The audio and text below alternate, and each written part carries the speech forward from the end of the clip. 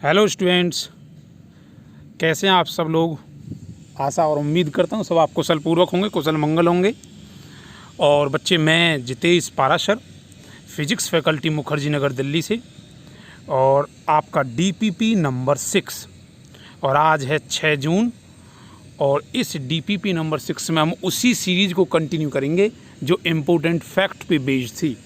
मैंने आपको बताया कि 3 से 4 वीडियो इम्पोर्टेंट फैक्ट पे जाएंगी और उसके बाद सिर्फ क्वेश्चन चलेंगे। और क्वेश्चन भी कौन से, ऐसे नहीं जो सिर्फ एक ऑप्शन हो, ऐसा नहीं, कम से कम 2, मोर देन 2, 1 और 2, 2 और 3, वो इस तरह के ऑप्शन लूँगा। ऐसा क्यों, वो तो तुम्हें उसी दिन समझ में आएगा सर, क्योंकि ऐसा करने से कॉन्सेप्ट अच्छा क्लियर होता है। और एक सिंगल वर्ड वाले होंगे उनमें तुम्हें रटना पड़ेगा, समझ रहे हो। सब करेंगे, समझ के करेंगे। चलिए बच्चे, स्टार्ट करते हैं।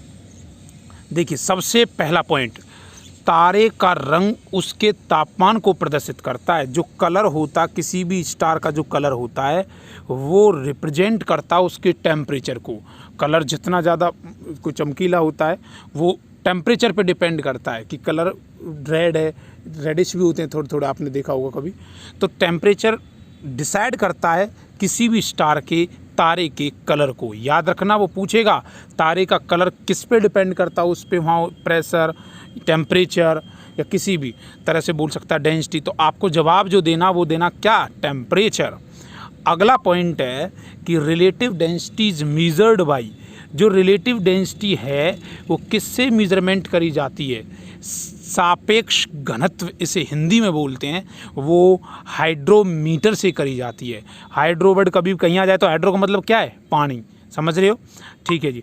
अगला नेक्स्ट वर्ड है क्रीम सेपरेटर। आप जानते हो, ओहो सर सीधा सीधा बोल दो ना, क्रीम सेपरेटर आप बोल रहे हो, सीधा सीधा रई बोल दो ना, जो क्रीम को अलग करता है। रई घरों में इस्तेमाल करते हैं ना, तो वो क्या करता है, क्रीम को अलग कर देता है। तो उस पर कौन सा कॉन्सेप्ट लगता है, सेंट्रीफ्यूगल। बेटा हिंदी में अपकेंद्रीय बल बोलते हैं इसे। एक होता है सेंट्रीफ्यूगल और एक होता है सेंट्रीपीटल। सेंट्रीपीटल होता है ऐसा बल जो सेंटर की ओर लगता है, केंद्र की ओर लगता है, क्लियर है। और एक होता है सेंट्रीफ्यूगल जो बाहर की ओर लगता है, क्लियर है, जिसे अपकेंद्रीय कहते हैं। बात समझ आई। तो जब रई होती है तो उसमें बाहर की तरफ बल लगता है ना, सेंट्रीफ्यूगल फोर्स लगता है। नेक्स्ट है व्हेन अ लिफ्ट मूविंग। ये जो लिफ्ट है, लिफ्ट ऊपर की तरफ जा रही है और इसमें कोई आदमी खड़ा हुआ है ऐसे, ठीक है। लिफ्ट मूव अपवर्ड, ऊपर की ओर जाती है, then the weight of person in standing increase. अगर कोई लिफ्ट ऊपर की तरफ जाएगी तो उस इंसान का जो वज़न है वो बाहर जो होगा वो ऐसा लगेगा जैसे वो बढ़ रहा है, समझ रहे हो, बाहर बढ़ जाता है। और अगर ये लिफ्ट नीचे की तरफ आएगी तो बाहर क्या होगा, कम होगा, वेट क्या होगा, डिक्रीज। मास नहीं, वेट डिक्रीज होगा। बताओ इंक्रीज कब होगा, जब सर वो ऊपर की ओर जा रही है, बोलो बोलो मेरे साथ बोलो भाई। और जब वो नीचे आएगी तो क्या होगा, डिक्रीज होगा। काश ऐसा हो जाए, कैसा हो जाए, काश ऐसा हो जाए ये रही लिफ्ट और आप लिफ्ट के अंदर हैं, लिफ्ट के ऊपर की जो वायर होती है वो टूट जाए, ये टूट गई टश्यूं, और ये नीचे आया, बहुत तेज़ी से नीचे आएगा। उस कंडीशन में पता है जब लिफ्ट टूट के आएगी आप कैसा एहसास करोगे, जैसे स्पेस में टेंटना ऐसे स्पेस में घूमता ना, स्पेस में फ्री होके। तो उस कंडीशन में बोलेंगे वेटलेसनेस, उस कंडीशन को बोलते हैं वेटलेसनेस। यही पॉइंट है। लिफ्ट फॉलिंग फ्रीली जब जाती है तो पर्सन का बिकम क्या बन जाएगा, वेट 0 बन जाएगा। शून्य कब होगा, शून्य तब होगा जब वो अचानक से टूट जाए और नीचे आके गिरे, तो वो स्पेस जैसी कंडीशन आती है। बात समझ आई। ऊपर जाने पे क्या होगी, बढ़ेगी, नीचे जाने पे क्या होगी, घटेगी। बहुत अच्छे, वेरी गुड। अगला चलते हैं नेक्स्ट। कहता है फ्लोटिंग आइस बर्ग, कहता ऊपरी सतह से पिघलने की बजाय, अरे सीधा बोलता हूँ ना, देखो ये है बर्फ़, बर्फ़ क्या है, पानी पे है, ठीक है बेटा। देख रहा, ऊपरी सतह की बजाय वो क्या करती है, अपर सरफेस की बजाय जो बेस वाली होती है, मतलब जो पानी से टच है, जैसे ये पानी से टच है ना, ये यहाँ से पिघलने की बजाय यहाँ से जल्दी पिघलती है। ऐसा क्यों, यहाँ से क्यों ऐसा ज़्यादा पिघलती है? ऐसा इस वजह से होता है due to high pressure of bottom. Bottom पे क्या होता है? हाई प्रेशर होता है। क्लियर है? चलिए नेक्स्ट पॉइंट पढ़ते हैं अब नेक्स्ट पॉइंट कहता है बच्चे, देखो कहता है when the speed of car is double, जब किसी कार की स्पीड को डबल कर दिया जाएगा, दुगना कर दिया जाएगा, तो बताइए उसे रोकने के लिए कितना दाब लगाया जाएगा, कितना प्रेशर लगाया जाएगा? तो क्या होगा? उसका 4 गुना हो जाएगा। जो दुगना लगाया जाएगा तो उसका क्या हो जाएगा? 4 गुना। नेक्स्ट क्वेश्चन पे चलते हैं। देखिए बच्चे, कहता है what is the escape velocity? Escape velocity किसकी? अर्थ की। अर्थ की एस्केप वेलोसिटी कितनी होती है? एस्केप वेलोसिटी जानते हो? जैसे अर्थ से आप रॉकेट छोड़ते हो। क्लियर है? एस्केप का मतलब होता है किसी चीज़ को छोड़ना। अर्थ से जब रॉकेट जब जाता है तो वो किस रफ्तार से जाता है? 11.2 किलोमीटर प्रति सेकंड की रफ्तार से चलना चाहिए। अगर इससे कम होगी तो वो गिर जाएगा। समझ रहे हो? ऐसे ही एस्केप मतलब किसी छोड़ने की, पलायन करने की। कहाँ? अंतरिक्ष में जब पलायन करते हैं उससे उस टाइम कितनी होती है? 11.2 किलोमीटर पर सेकंड। लेकिन अगर यही चांद के लिए होगी तो 2.38 किलोमीटर पर सेकंड। ये किसके लिए? ये है बेटा मून के लिए। समझ रहे हो? ठीक है। अगला नेक्स्ट, कई बार पूछा हुआ क्वेश्चन है, रॉकेट जब होता है तो रॉकेट में क्या कंजर्वेशन होता है? संरक्षण क्या होता है? लीनियर मोमेंटम संवेग। क्लियर है? P is equal to mv जिसे बोलते हैं। तो लीनियर मोमेंटम संवेग क्या होता है? कंजर्व होता है, संरक्षण होता है। उसके बाद ये कहता है कि 2 चीज़ें, एक फेदर और एक पीस ऑफ लेड, मतलब आप जानते हो शीशा। अगर एक पंख है और एक शीशा है, पंख और शीशे को ऊपर बहुत, मान के चलिए 10 बिल्डिंग ऊपर से उसे गिराया जाता है, फ्रीली फॉल किया जाता है, तो निर्वात में कंडीशन क्या है? वैक्यूम। तो उस कंडीशन में जब गिराया जाएगा तो वो किस स्पीड से आएंगे? कम ज़्यादा आएंगे? तो करेक्ट वर्ड है इसमें वो सर सेम वेलोसिटी से आएंगे, क्योंकि दोनों पे ही ग्रेविटी क्या लगेगी? G is equal to 9.8 metre per second. समझ रहे हो? तो हैवी चीज़ को गिराओ या हल्की चीज़ को गिराओ, दोनों सेम ही आएंगे। लेकिन हम देखते हैं, अब आप छत पे अपना गिरा के देखोगे, लेकिन यहाँ तो हवा चल रही है ना, हवा को नेगलेक्ट कर दो तो दोनों चीज़ सेम आएंगी। समझ रहे हो? अगला कहता है जो डिटर्जेंट होता है डिक्रीज कर देता है सरफेस टेंशन को, लास्ट प्रीवियस वीडियो में भी था ये, जिससे क्या होता है? उसकी डर्ट और ऑयल जो होता है कपड़ों में से निकल जाता है।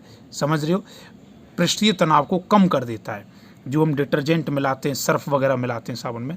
अगला है नेक्स्ट, कहता है जो मौसम की ज़्यादातर गड़बड़ी होती है, मौसम की गड़बड़ी जो होती है वो कौन से मंडल में होती है? क्षोभ मंडल में होती है, जिससे हम क्या कहते हैं? ट्रोपोस्फियर। क्लियर है? बताया था ना, ओजोन स्ट्रेटोस्फियर में होती है। ऐसे ही आपसे पूछेगा कि मौसम का जो गड़बड़ होना जो होता है वो कौन से मंडल में होता है? तो ट्रोपोस्फियर में। समझ रहे हो? अगला है बच्चे नेक्स्ट, कहता है silver iodide is used for artificial rain. Silver iodide जो होता है ये आर्टिफिशियल रेन समझते हो? जैसे मान चलो कहीं बारिश करानी है, तो बारिश कराने के लिए क्या करना पड़ेगा? सिल्वर आयोडाइड दीजिए तो उससे बारिश हो जाती है। चीन में ऐसे ही किया था। चीन में क्या था, वहाँ उन्हें कोई गेम हो रही थी, उस गेम में क्या कराना था? आर्टिफिशियल बारिश चाहिए थी, तो उसके लिए उन्होंने सिल्वर आयोडाइड यूज़ किया। अब भाई चाइना तो कुछ भी कर सकता है। चाइना ने चांद भी अपना बना रखा है, अपना चांद अलग से। आपको नहीं पता होगी तो बता देता हूँ, चांद बना रखा अलग से लाइट देने के लिए। ठीक है?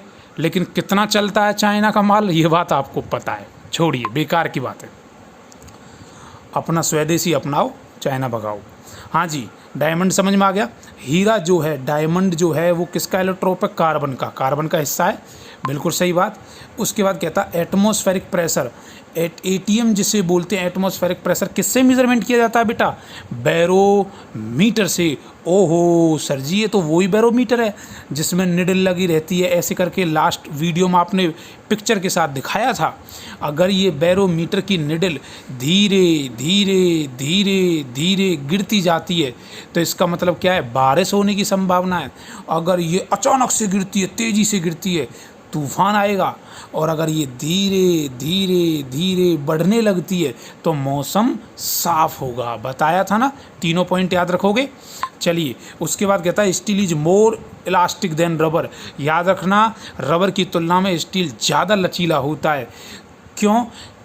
कोई भी चीज़ लचीलापन जो होता है वो डिपेंड करता है यंग मॉडुलस पर। जब लेक्चर होंगे तो उस टाइम बताऊंगा, ठीक है। तो आप इसका जवाब देंगे ऐसा क्यों, तो आप बोलोगे सर स्टील का यंग मॉडुलस सबसे ज़्यादा होता है। क्लियर है? तो जिसका जितना ज़्यादा यंग मॉडुलस होगा, सुन लेना, ये क्वेश्चन पूछे जाते हैं कि इलास्टिक लचीलापन किस पे आधारित होगा। यंग मॉडुलस जिसका जितना ज़्यादा होगा लचीलापन, उसका उतना ही ज़्यादा होगा। क्लियर है जी? उसके बाद प्योरिटी ऑफ मिल्क, अरे सर लैक्टोमीटर पता है ये बात, दूध की शुद्धता, lactometer. Pressure inside a soap bubble is greater than the atmosphere. अगर कोई ऐसे साबुन का बबूला है, उसके अंदर जो प्रेशर है ना वो ज़्यादा होगा किसकी तुलना में? उस एटीएम की तुलना में, एटमॉस्फेरिक की तुलना में। ठीक है, जिस दिन लेक्चर लूँगा प्रॉपर्टीज़ ऑफ बल्क मैटर, उसमें बहुत अच्छे से बताऊँगा इन्हें। ये सिर्फ क्वेश्चन चल रहे हैं अभी, ठीक है जी। और इन्हें कराने के बाद फिर मैं टॉपिक वाइज ही लूँगा, डोंट वरी। बस आप लाइक शेयर और सब्सक्राइब करते रहें, ठीक है। उसके बाद करते हैं लोहे की सुई जो होती है बेटा, अब कहता मरकरी पे जो होती है वो मरकरी पे तैर जाती है। लोहे की सुई मरकरी पे तैर जाती है लेकिन वो पानी के अंदर डूब जाती है, ठीक है। वो किसकी वजह से? क्योंकि उसकी डेंसिटी जो होती है, जो मरकरी जो होता है वो ज़्यादा डेंस होता है। कर लोगे, सिंपल पॉइंट है, ठीक है।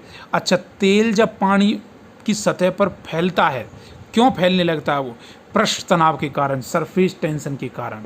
क्लियर है? अच्छा, सरफेस टेंशन का और पॉइंट बताना क्या था सर? वो जो दिए के अंदर ऐसे ऐसे करके ऑयल जो चढ़ता है वो किसकी वजह से चढ़ता है? सरफेस टेंशन की वजह से चढ़ता है। समझ रहे हो? पृष्ठीय तनाव की वजह से। बारिश की बूंद गोल क्यों होती है? पृष्ठीय तनाव, सरफेस टेंशन की वजह से होती है। क्लियर है जी? उसके बाद कहता है it is difficult to walk on ice. Ice पर चलना तो बड़ा कठिनाई का काम है, किसकी तुलना में? रोड की तुलना में। ऐसा क्यों? ऐसा इस वजह से होता है कि जो बर्फ़ होती है ना, उस बर्फ़ पर घर्षण जो बल होता है वो कम होता है, मतलब फ्रिक्शन फोर्स कम होता है। फ्रिक्शन होना ज़रूरी है, बिना घर्षण के तुम चल नहीं सकते। इसीलिए देखना शूज़ के अंदर ऐसे गुड्डी बनाते हैं ना, cut cut cut cut cut करके, टायर में ऐसे कट कट कट करते हैं। क्यों? क्योंकि वो फ्रिक्शन को थोड़ा सा बढ़ावा करते हैं। क्लियर है? और ज़्यादा बढ़ा दोगे तो भी दिक्कत है, तो चल ही नहीं पाओगे। समझ रहे हो? उसके बाद बच्चे, और ये घर्षण में बताऊंगा मैं, और ऐसे भी घर्षण में बेटा ऐसे ऐसे क्वेश्चन बताऊंगा, पुली वाले, लिफ्ट वाले, ये कितना है, सारे न्यूमेरिकल वगैरह सब कराऊंगा, टेंशन मत लेना। चलिए जी, उसके बाद बात करते बेटा पेंडुलम में। देखिए दोनों पॉइंट हम बताता हूँ, इस पॉइंट और इस पॉइंट में। कहता है जो पेंडुलम है ग्रीष्मकाल, मतलब गर्मियों के टाइम में जो ये पेंडुलम होता है, इसकी ये थोड़ा सा धीमा हो जाता है। ऐसा क्यों? क्योंकि इसमें टेम्परेचर बढ़ता है गर्मियों में, टेम्परेचर बढ़ने की वजह से इसकी थोड़ी सी जो लेंथ है वो बढ़ जाती है। क्लियर है? जिस कारण से इसकी वृद्धि भी हो जाती है, ये बढ़ जाता है। समझ रहे हो? सर्दियों में क्या होता है? सर्दियों में संकुचित हो जाती है, समझ रहे हो? थोड़ी सी कंप्रेस हो जाती है। इस वजह से क्या करती है? रिजल्टिंग डिक्रीज़ कर जाता है इसका टाइम पीरियड। कब इंक्रीज़ करेगा, कब डिक्रीज़ कर लेगा, समझोगे? क्यों? क्योंकि गर्मी और सर्दियों में फ़र्क पड़ता है। अरे तुम अपने घर के दरवाजे देख लो, सर्दियों में तो वो लगते नहीं है और गर्मियों में ऐसे भट भट भट बाजते हैं। क्यों? क्या वो छोटे बड़े हो गए? हाँ बिल्कुल हो गए, फ़र्क पड़ जाता है। यहाँ तक कि रेलवे लाइन में भी फ़र्क पड़ जाता है, इसीलिए रेलवे लाइन में छोटा सा गैप रखा जाता है उनके बीच में। समझ रहे हो जी? चलिए, बचपन में पढ़ा होगा बच्चे, यहाँ तक हमने कराया। और आगे अब हम आगे और भी इसके क्वेश्चन ऐसे फैक्ट हैं देखना, तो मैं इन क्वेश्चनों में से कितने क्वेश्चन रिपीटेड लगेंगे और प्रीवियस ईयर के क्वेश्चन दिखाई देंगे। समझ रहे हो? बस बने रहिए नोस्ट्रम स्टडी पॉइंट, जिसका मतलब है रामबाण। आपका अपना खुद का यूट्यूब चैनल है बच्चे। क्लियर है? बस सहयोग चाहिए, साथ चाहिए। मैं एक बात और आपको बता देता हूँ, जब मैं थोड़ा सा कष्ट लेके वीडियो बना सकता हूँ तो आप थोड़ा सा सहयोग दे सकते हो सब्सक्राइब करने में, और मैक्सिमम टू मैक्सिमम इसे शेयर करें। क्लियर है? जिससे मैं और बेहतर करने की कोशिश करूँगा। एक चीज़ और बताना चाहूँगा, मैं किसी भी प्लेटफॉर्म पे इसलिए नहीं पढ़ाना चाहता अभी, और यहाँ मैं पूरा कंटेंट देने की पूरी कोशिश करूँगा क्योंकि मेरा अपना खुद का है। और बाकी साथ और सहयोग आपका चाहिए। बाकी जय बजरंगबली की। बने रहिए बच्चे नोस्ट्रम स्टडी पॉइंट पर। जय हिंद और अपना ख्याल रखिए। और मैंने अपना यूट्यूब चैनल मेरा नोस्ट्रम स्टडी पॉइंट, जिसका मतलब है रामबाण, और ये एक ऐसा चैनल है जो फ्री एजुकेटर है। हर बच्चे को पूरा और बेहतरीन कंटेंट मिलेगा फ्री में, बिल्कुल फ्री। टेलीग्राम चैनल ये है, जो भी मैं पढ़ाऊंगा उसकी PDF फाइल आपको टेलीग्राम पे मिलेगी। और फेसबुक पे आप डायरेक्ट नाम से भी सर्च कर सकते हो, physics bye Jitesh Parashar. Clear है? चलते हैं, अपना ख्याल रखना।